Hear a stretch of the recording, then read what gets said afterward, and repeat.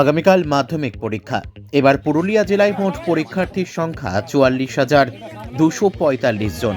মোট ছাত্র সংখ্যা 20,560 জন এবং ছাত্রীর সংখ্যা 23,685 জন। মোট পরীক্ষা কেন্দ্র 104টি। জেলায় মূল পরীক্ষা কেন্দ্র 41টি এবং সাব সেন্টার 63টি। গতবারের থেকে এবারও ছাত্রের তুলনায় ছাত্রীর সংখ্যা 3,000 বেশি। জেলায় সুষ্ঠুভাবে মাধ্যমিক পরীক্ষা সম্পন্ন করার জন্য সব রকম ব্যবস্থা নিয়েছে প্রশাসন। আগামীকাল পরীক্ষা। আজ সাংবাদিক সম্মেলন করে পুরুলিয়া জেলা মাধ্যমিক পরীক্ষা মনিটরিং কমিটি।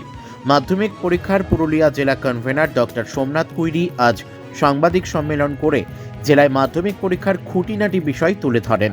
উপস্থিত ছিলেন জয়েন্ট কনভেনার দীপক পাল সহ কমিটির অন্যান্য সদস্যরা।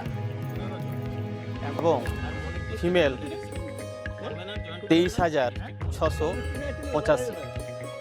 মোট জেলাতে 104টি পরীক্ষা কেন্দ্রে পরীক্ষা হচ্ছে, যার মধ্যে 41টি ম্যান ভেন্যু এবং 63টি সাব ভেন্যু।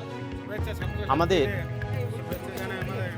সরকারি যে পর্ষদের নির্দেশিকা অনুযায়ী যে ধরনের পদক্ষেপ সমস্ত জায়গাতে দেওয়া হয়েছে এবং আমরা এখন উপস্থিত আছি পর্ষদের বিভিন্ন আধিকারিক বা মাধ্যমিক পরীক্ষার পর্যবেক্ষক টিম সকলের সহযোগিতা নিয়ে আমরা সমস্ত কেন্দ্রের খবর নিয়ে যাতে পরীক্ষা সুষ্ঠুভাবে সম্পন্ন হয় তার উদ্যোগে সমস্ত কাজ করেছি এবং আশা রাখছি জেলা প্রশাসনের সহযোগিতাতে এবং সকলের সহযোগিতা মিলে আমরা জেলার থেকে পরীক্ষা পদ্ধতি ভালোভাবে সম্পন্ন করতে পারব।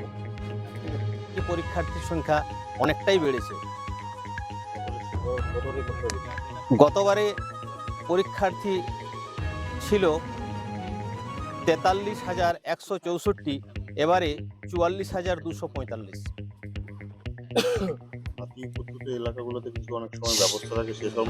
সেই ব্যাপারে যে প্রশাসনিক মিটিং হয়েছে সেখানে ফরেস্ট আধিকারিক যারা ছিলেন ওনাদের বিষয় ওনারা বলেছেন যে সমস্ত জায়গাতে যেটা প্রয়োজন হবে সে বিষয়টা অবশ্যই ওনারা এই ধরনের খবর এখনো পর্যন্ত আমাদের কাছে পৌঁছায়নি। পরীক্ষার্থী সেটা তো আমি বললাম, আবার বলছি, ছেলেদের সংখ্যা 20,560 এবং মেয়েদের সংখ্যা 23,685। পরীক্ষা পদ্ধতি 10:45 থেকে 2টো পর্যন্ত। নিয়ম বিশেষ কিছু চেঞ্জ হয়নি, নিয়ম সেটাই রয়েছে। শুধুমাত্র আমরা এবারে আপনাদের সকলের সহযোগিতায় এবং প্রশাসনিক সহযোগিতা নিয়ে আর জেলার বিভিন্ন স্তরের সহযোগিতা নিয়ে যে বিষয়টা করতে পেরেছি সেটা হচ্ছে মাধ্যমিক এবং উচ্চ মাধ্যমিক যে পরীক্ষা কেন্দ্র সেগুলো আলাদা থাকছে। শুধুমাত্র জেলাতে 3টি পরীক্ষা কেন্দ্র কমন থাকছে, যদিও সেপ্টেম্বর থেকে পুরোপুরি আলাদা হয়ে যাবে। এটা সরাসরি বা আমি বলবো যে সকলের সহযোগিতা মিলিয়ে আমরা এই কাজটা করতে পেরেছি।